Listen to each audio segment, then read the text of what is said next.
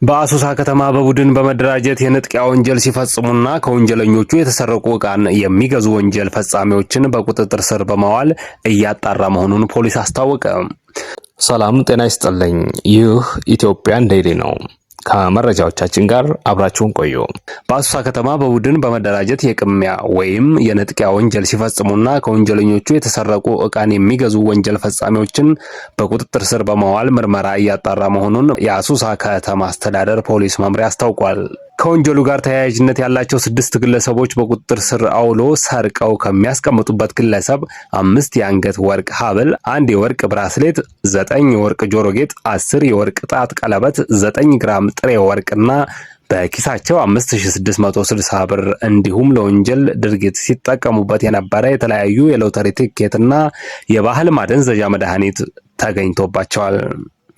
የአሶሳ ከተማ አስተዳደር ፖሊስ መምሪያ ኃላፊና የወንጀል መከላከል ዋና የሥራ ሂደት ምክትል ኮማንደር ደረጀ ኢታና እንደገለጹት የዚህ የወንጀል ድርጊት በየጊዜው በባጃጅና በተለያዩ ቦታዎች የቅሚያና በማደንዘዝ እስከ ባንክ በመሄድ አካውንት ያለውን ብርና የአንገት ሐብል ሰጥተናል ተወስዶብናል በማለት በተደጋጋሚ ጊዜ ያመለክታሉ ብለዋል። በዚህ ጊዜ ፖሊስ የመረጃ ክትትል በማስፋት እየሰራ የቆየ ሲሆን በዛሬው ዕለትም እነዚህ ግለሰቦች በቁጥጥር ስር አውለን ወደሚሸጡበት ቦታ በመሄድ የተለያዩ የወርቅ ጌጣጌጦች መገኘታቸውን ጠቅሰዋል። በተለይ 3 ተመሳሳይ ምስል ያለበት ሎተሪ በመለጠፍ 75000 ብር ደርሶኛል በማለት ለግለሰቦች በማሳየት የተወሰነ ብር ስጡኝና ሙሉውን ከሎተሪ አስተዳደሩ ውሰዱ፣ መታወቂያ የሌለኝ በመሆኑ እያሉ በማጭበርበር ብር እየወሰዱ ስለሆኑ ህብረተሰቡ ከዚህ አይነቱ አሳሳቾች እንዲቆጠቡ ምክትል ኮማንደሩ ጠቁመዋል።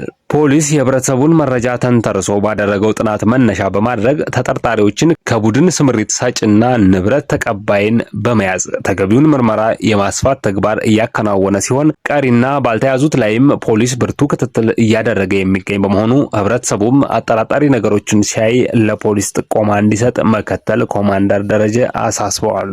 በዚህ ወንጀል ድርጊት በቁጥጥር ስር ከዋሉት ተጠርጣሪዎች ጋር በተያያዘ ወንጀል ተፈጽሞብኛል የሚል ግለሰብ አሶሳ ከተማ አስተዳደር ፖሊስ መምሪያ በአካል በመቅረብ ማመልከትና መረጃ መስጠት እንደሚችልም ፖሊስ ጥሪውን አስተላልፈዋል። በመጨረሻም በዚህ የወንጀል ድርጊት የተሳተፉትን በቁጥጥር ስር ለማዋልና መረጃ በመስጠት ለተባበሩን የከተማው ማህበረሰብ ምስጋና ማቅረባቸውን የመምሪያው መረጃ ያመለክታል።